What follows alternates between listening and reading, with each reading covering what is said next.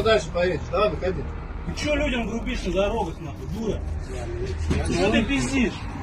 Я новенький, уже. Rossiyada o'tgan yili migrantlar politsiya xodimini o'lasi darajada kaltaklab qochib ketgan edi. Ularning hozirgi vaqtda bitta sherigi qo'lga tushibdi. Посмотри на телефон. Скажи фамилию, имя, отчество. Абдюшев Марат Рустемович. Громче, четче. Абдюшев Марат Рустемович. Дата рождения. 13.07.91.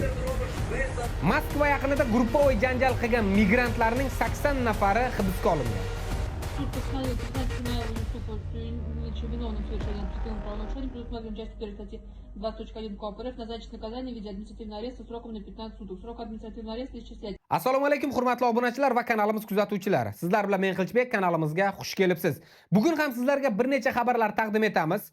Videoni oxirigacha ko'ring. Bu sizlar uchun juda ham qiziq va обязательно eslatmamiz. Videoga like bosib qo'yishlikni unutmang.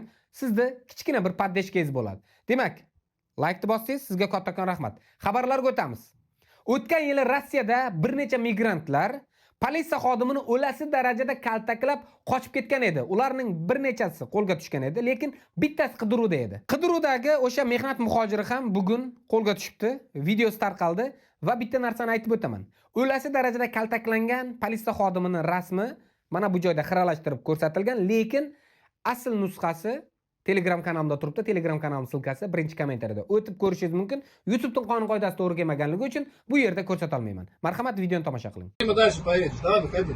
Ты чё людям грубишь на дорогах, нахуй, дура? Я Что ты пиздишь? Я новенький, уже. Какой Какой новенький? ты новенький, блин? Ты когда увольняешься? Посмотри на телефон. Скажи фамилию, имя, отчество. Абдюшев Марат Рустемович. Громче, четче. Абдюшев Марат Рустемович. Дата рождения. 13.07.91.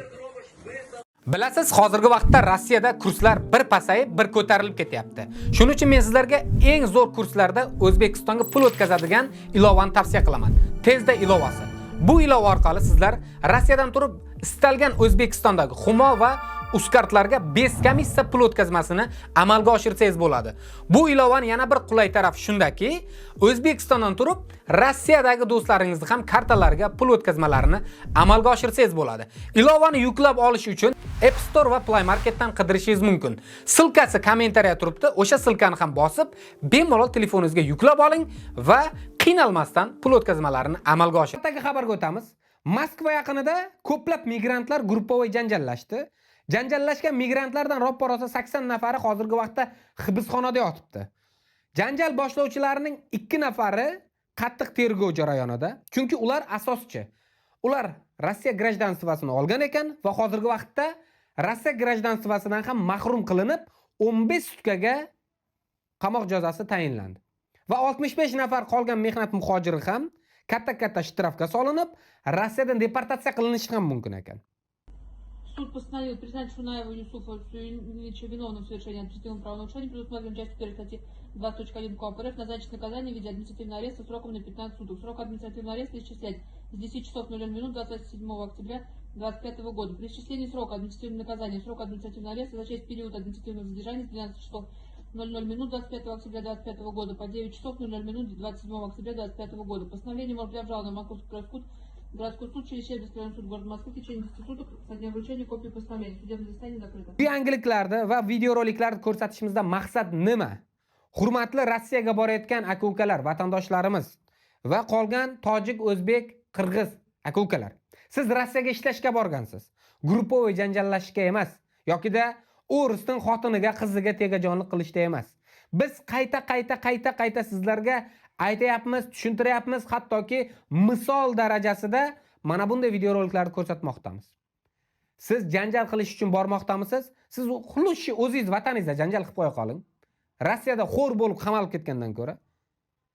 Sizda bu qilayotgan ishlaringiz Rossiyada qolgan tinchgina ishlab yurgan aka-ukalarimizni halovatini yo'qotmoqda. Ularni ham keyinchalik ruslarning ko'zini oldida yomon ko'rsatib qo'ymoqdasiz. Jinoyatchiga chiqarib qo'yapsiz. Shuning uchun qo'pol qilib aytganda Rossiyaga ishlashga bordingizmi? Ko'tni qisib ishlang. Ko'tni qisa olmayapsizmi? Uyingizga qaytingda mana shu yerda qo'shni-po'shningizni urib qo'yingda, tinchgina shu yerda yoting. Qo'shningizga kechirishi mumkin. Nari borsa 1-2 so'm pul evaziga chiqib ketasiz. Lekin Rossiyada qamalasiz, qamalganingizdan keyin siz prямо urushga ketasiz. Demak, bugungi sizlarga yetkazadigan xabarlarim shulardan iborat edi. Men sizlarga bugungi yangilikni joy darcha tushuntirdim degan umiddaman.